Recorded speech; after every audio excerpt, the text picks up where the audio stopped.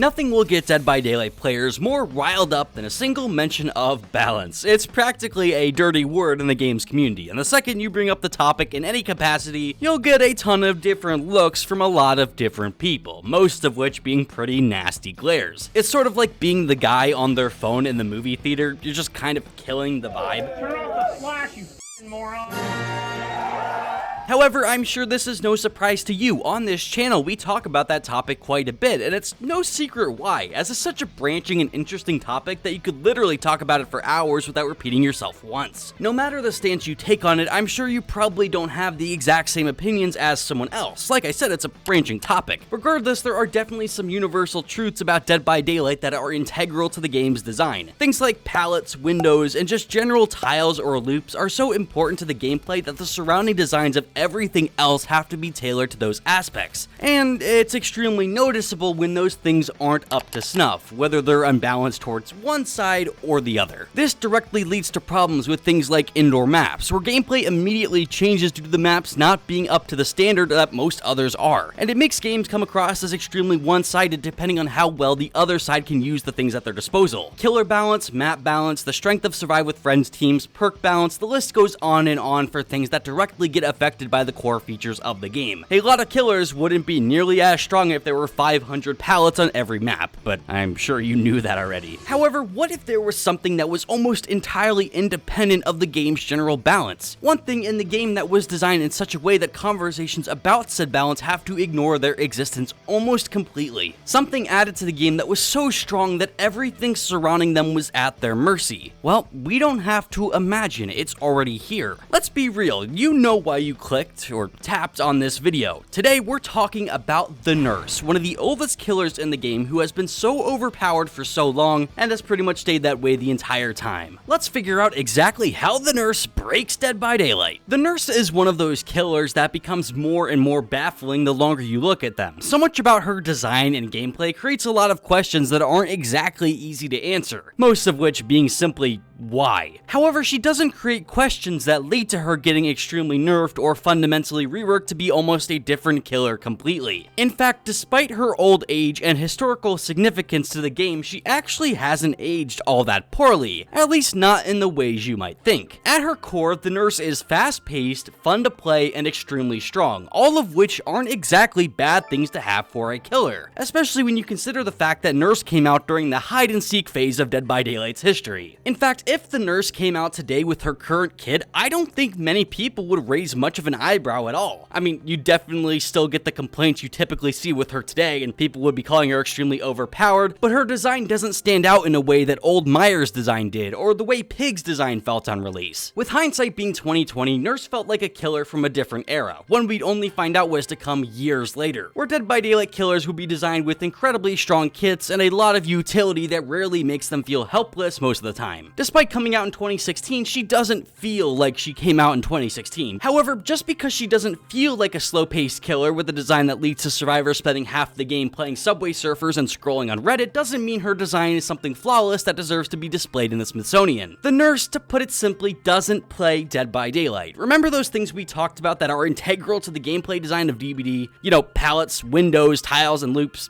Yeah, if you play Nurse the way she's supposed to be played, all of those things become as useless as my Twitter For You page. When queuing into a match as the Nurse or with the Nurse, all of a sudden, you're not playing Dead by Daylight anymore. Not really. The things you'd normally use to loop killers become pretty pointless, and instead you have to try to avoid looping like a Sable main, and do things like running early and breaking line of sight to avoid being in the crosshairs of the Nurse with a 3,200 match win streak. And before any of you goofballs say it, I completely understand that the point of having different killers with unique powers is that counterplay is meant to be different depending on who you're playing against. And I do get that. It's not a foreign concept that you need to sit me down and explain to me in depth. However, the rest of the killers in the game, even the incredibly strong ones, all have to use their powers in such a way that accommodates those core features, and that's a good thing. It keeps players familiar with what they can consistently use to extend chases and waste time for their team, even if they're not super familiar with the killer's power. The strongest killers in the game, such as Blight, Dracula, Kaneki, Crossu, and Hillbilly, all have powers that let them deal with that aspect of the game, but not to a level that ignores those things entirely. So you'd think the Nurse would follow suit with every other killer in the game, right?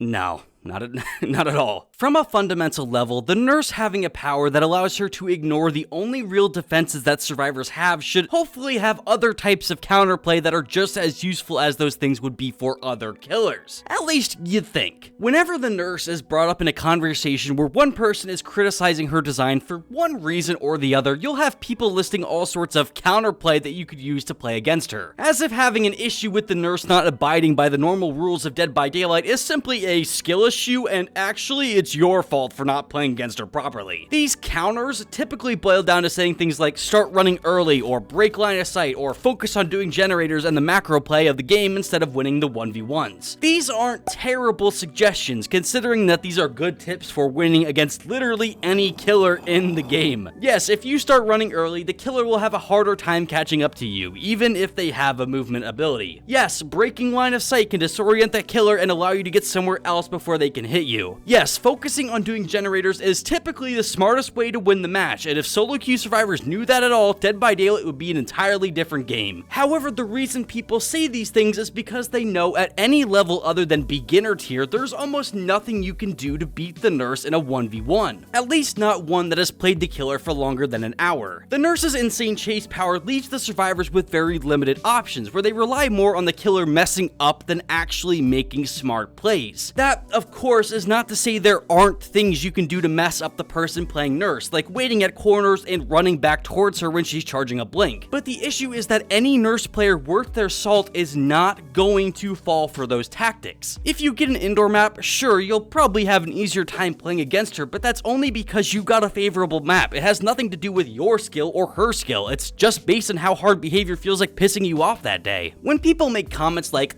actually, the nurse is easy to beat if you just know how to play against her, you'll notice that things typically get left out of the argument. Things such as aura builds and perks like I'm all ears being absolutely broken on nurse to the point where you just lose chases is not something you'll see people typically mention when arguing in favor of the nurse's design, and there's a reason for that. You see, for most other killers, typically aura reading on survivors allows you to make clever plays using that information. But for nurse, seeing the aura of the survivor at any point is typically a free hit because her design allows her to teleport instantly to whatever survivor they saw for that one day Amazon shipping. You're honestly gonna sit there and tell me and other people that have a problem with nurse's design that it was our fault that we lost to a nurse who's using lethal pursuer, predator, I'm all ears, and barbecue? How exactly am I supposed to play around that? Just do gens, bro. Yeah, bro, how am I supposed to do gens if my team and I are getting downed after 2 seconds of interaction with her? This, I think, is where the nurse shows her age the most. Like I said, I think that for the most part, nurse has aged pretty gracefully in the grand scheme of her power design. But there's a big problem with that. Back when nurse came out, stealth was a much bigger aspect of the game. Survivors were still new for the most part and would spend more time hiding than they would doing anything else. So as a result, when people would complain about nurse, typically there would be a common solution shared between those players. Be stealthy, stealth playstyles. Because aura reading perks were so few and far between at the time, and perks such as Whispers and A Nurse's Calling were about as good as you could get for tracking survivors, this argument actually made sense. It was a reasonable solution to Nurse's insanely strong chase power, which was even better back then before she got significantly nerfed over the years. Significantly with massive quotation marks. However, as the game aged and more aura reading perks came out, stealth became less and less of an actual playstyle and more of a situational choice that would probably lead you to getting found more often than not. I mean, the perk Nowhere to Hide alone stops survivors from stealthing your generators typically. This is obviously a good thing. It stops games from feeling sluggish and boring because people are just hiding and not interacting with the killer. However, it also removed the biggest counter to Nurse's power, leaving her counterplay as almost nothing, especially if the person playing Nurse was good at the game and had game sense. This means nowadays, going against the Nurse leaves you with extremely limited options,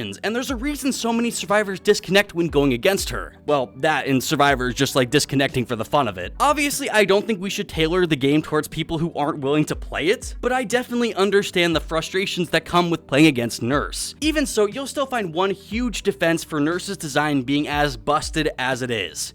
Her difficulty. One of the biggest defenses of the nurse's design from pro nurse enjoyers surrounds her difficulty to learn, which I think is honestly a whole lot of hogwash. Is nurse hard to master? Sure. Does she take a bit of time to build that muscle memory? Absolutely. However, I think people greatly blow the nurse's difficulty out of proportion as a defense for how utterly borked she is. Not only is nurse's power not nearly as complicated as some people would have you believe, but you also don't have to worry much about macro play at all. If you're playing the nurse right, chases won't take much more than maybe a few seconds, and at that point, survivors will be spending so much time running back and forth to save their teammates that they won't be getting much done at all. I think there's a lot of killers that are genuinely harder to learn than nurses, especially now that we have so many other killers in the game who have much more complex powers than she does. I mean, sure, maybe nurse was the toughest killer to learn back when you only had like 6 killers in the game, but at the same time, I'd even argue that a killer like Hillbilly has a mechanically harder power to fully understand. Nurse just holds down a button for a few seconds and instantly teleports on top of someone. She doesn't need to worry about things like collision and how to curve around tiles depending on the map she's on. For example, for this video, I had to play a lot of Nurse despite not playing her for probably a year at this point. Take a guess how many games I lost while playing her despite not being warmed up at all. Yep, you guessed right, I lost 0 games. And I'm not talking like, oh, I managed to squeak out a win here. I mean, no game that I played had all the generators completed. I killed everyone before it even got to that point, and I think that's a little crazy as someone who doesn't even play nurse that much. I'm not some pro nurse player. If anything, I'm a very, very mediocre nurse, but the fact that I can pull off that sort of gameplay despite barely playing her, I think is alarming enough. The idea that the nurse's strength is justified for how hard she is to learn is an idea that I think is really outdated, and we need to stop saying that, or people are going to get the wrong impression of how strong she really is. She's challenging, but she's not rocket science. You don't need a Harvard degree to understand hold button for a bit. Let me make this abundantly clear to all the nurse enjoyers out there. I don't think she deserves to be nerfed into the ground until she's unplayable. That would be far too much, and I don't think any killer in the game should be below like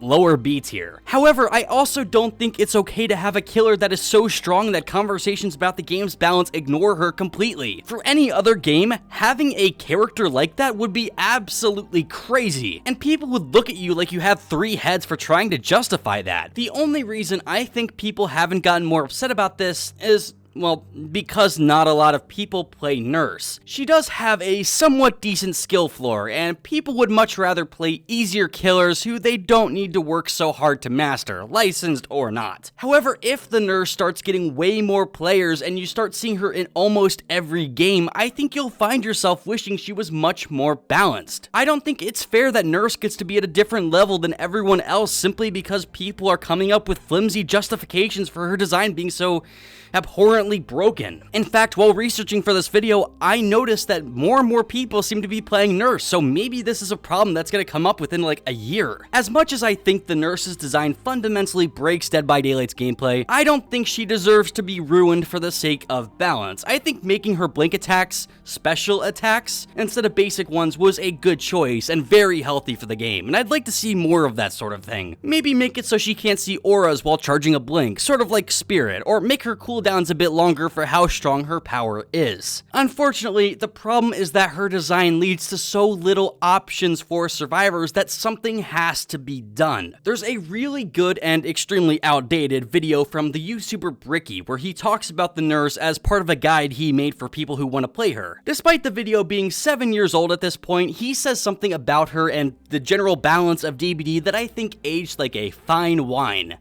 So take a listen. If there's any part of the video that I want you to leave with, it's this right here. The nurse is a product of everything wrong with Dead by Daylight and its balance issues. Because pallet looping and the simple nature of pallets are such a reliance by survivors, removing them makes them only be able to rely on stealth. However, stealth has absolutely no reason to be used considering how many anti-stealth perks are being added to the game. So because the nurse ignores the #1 best counter survivors have against killers, and because stealth is also becoming worse and worse, they can only do one thing: jukes. And if you're a good nurse, you can counter jukes. Now, normally high learning curve killers should be strong. That's fine. The harder they are, the better payoff if you learn them. but the nurse is that too far. But because the meta is the way that it is, the nurse is going unchecked and is completely, substantially, unequivocally broken. He's exactly right. As stealth gets worse and worse, the nurse becomes better and better, and now we're at a point where the nurse is so good, because that one counter that survivors had against her power is almost entirely obsolete, and picking the right perks on her gives you all the information you could ever need. Simply put, the nurse is far better than she should be, and I'm not sure if behavior is ever going to put in the effort to give her a fresh coat of paint. Given their track record, they just simply might not. Until then, that's it for me, gamers. Have a great day.